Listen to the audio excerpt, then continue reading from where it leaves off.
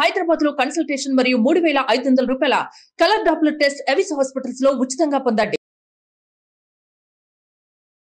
నమస్తే, మీరు చూస్తుంది సుమన్ టీవీ. నేను మీ కీర్తి. నాతో పాటు ఉన్నారు ప్రముఖ ఆధ్యాత్మికవేత్త డాక్టర్ అనంతలక్ష్మి అమ్మగారు. నమస్తే అమ్మా. నమస్కారం తల్లి.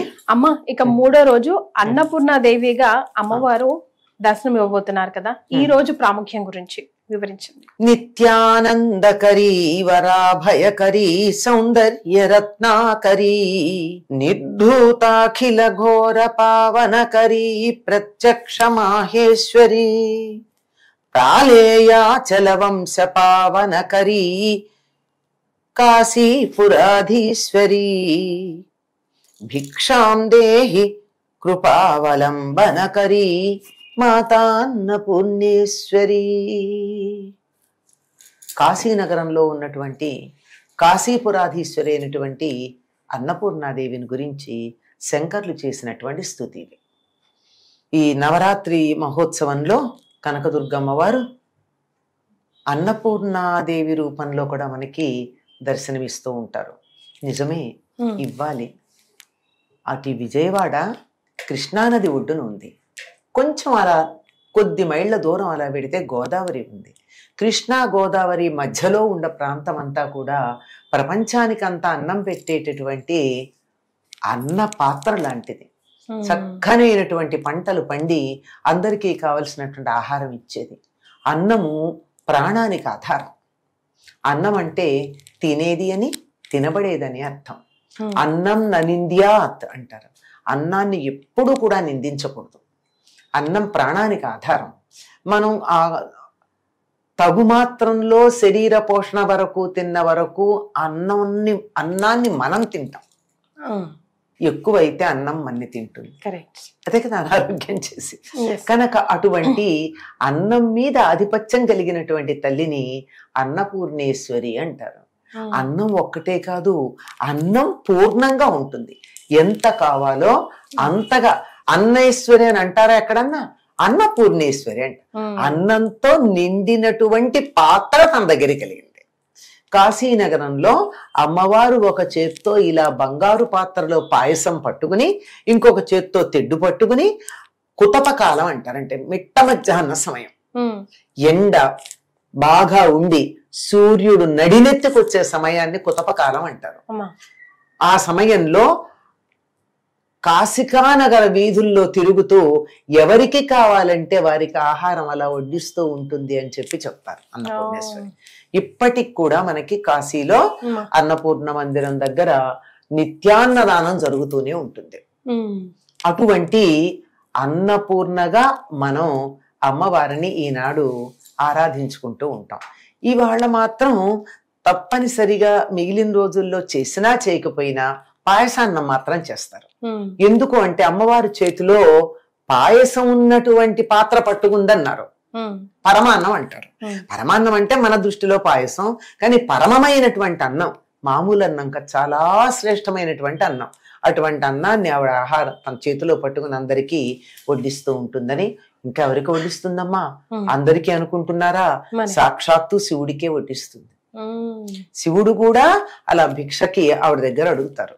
ఈ శంకర్లు ఏమడిగారు? ఏమడుగుతారంటే మాతాన్నపూర్ణేశ్వరి కృపావలంబనకరే అని అంటూ ఎందుకు అడుగుతారు అంటే జ్ఞాన వైరాగ్య సిద్ధ్యర్థం భిక్షాందేహి చ పార్వతీ. ఏం కావాలి మాకు? జ్ఞానము వైరాగ్యం అనే భిక్షలు కావాలి. ఊరికే కడుపు నిండే అన్నం కాదు మాకు కావాల్సిన జ్ఞాన భిక్ష.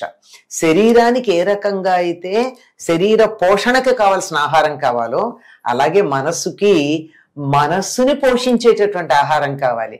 అదేమిటో పోషించే ఆహారం? జ్ఞానం. మనస్సుని పోషించే ఆహారం జ్ఞానం. ఆ జ్ఞానం ద్వారా ఇదంతా పనికిరాదనేటటువంటి వైరాగ్యం, ఈ రెండూ కలిగించాలి అంటే అమ్మవారు మాత్రమే చేయగలదు. ఈ వైరాగ్యం అన్నింట్లో కన్నా అన్నం దగ్గర బాగా వస్తుంది. మీకు డబ్బు ఇచ్చారనుకోండి, ఎంత ఇచ్చినా ఇంకో 10 రూపాయలు ఇస్తే బానే ఉండి అనిపిస్తుంది. అవునా? అంటే చాలు అన్నట్టు అనిపించదు. ఒక్క అన్నం దగ్గర చాలు అనిపిస్తుంది. ఇంకా ఎక్కువ పెట్టి బలవంతంగా పెడితే బాబోయ్ వద్దనిపిస్తుంది. ఈ సంసారం కూడా బాబోయ్ వద్దనిపించేటటువంటి వైరాగ్యం సంసారం పట్ల రావాలి అంటే అన్నం పెట్టే అన్నపూర్ణేశ్వరి అన్నం మీద మనకి అక్కర్లేదనే భావం కలిగించినట్టుగా ఈ సంసారం మీద కూడా అక్కర్లేదనే భావం కలిగించగలిగిన శక్తి ఆవిడికి మాత్రమే ఉంటుంది.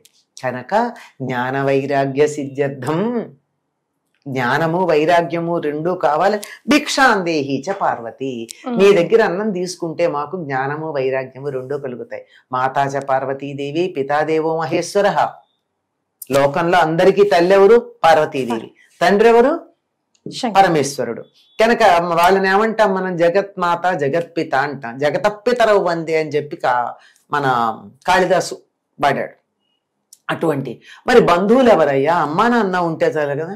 శివభక్తా, లోకంలో ఉన్నటువంటి శివభక్తులందరూ బంధువులే. వసుధ, ఈ మొత్తం అంతా, ఈ లోకమంతా కూడా నా ఇల్లే అని చెప్తారు. అంటే వసుధైవ కుటుంబకం అనేటటువంటి భావన మనకు కలిగించగలిగినటువంటిది అమ్మవారు మాత్రమే. ఆహారం ద్వారా మాత్రమే అది సాధించబడుతుంది. అందుకని అన్నపూర్ణాదేవి అవతారాన్ని మనకి విజయవాడ కనకదుర్గకి ధరింపచేసి ఆకలి వేసిన వారికి అన్నం పెట్టడం అన్నది ప్రధానమైన లక్షణం. జగత్ పోషకత్వం అనేది అక్కడ అన్నపూర్ణలో కనపడుతుంది. జగత్తుని పోషిస్తుంది ఆ తల్లి. ఆ జగత్ పోషకత్వం కలిగించేటటువంటి ఆ తల్లి ఉన్నది. ఆ తల్లి ఆవిడెప్పుడు తృప్తి పడుతుంది అంటే మనం ఆవిడలాగా ఉంటే తనని ఆరాధించామని తృప్తి పడుతుంది.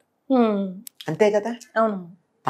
ఆ విధంగా ఆవిడ లక్షణాన్ని మనం ఒకే ఒక్కటి, ఆకలి వేసినటువంటి వారికి సమయానికి అన్నం పెట్టడం అనేటటువంటి ఒక్క లక్షణం పెంపొందించుకుంటే అందరూ అన్నపూర్ణలేనమ్మా. అన్నపూర్ణ యొక్క లక్షణం ఉంటుంది.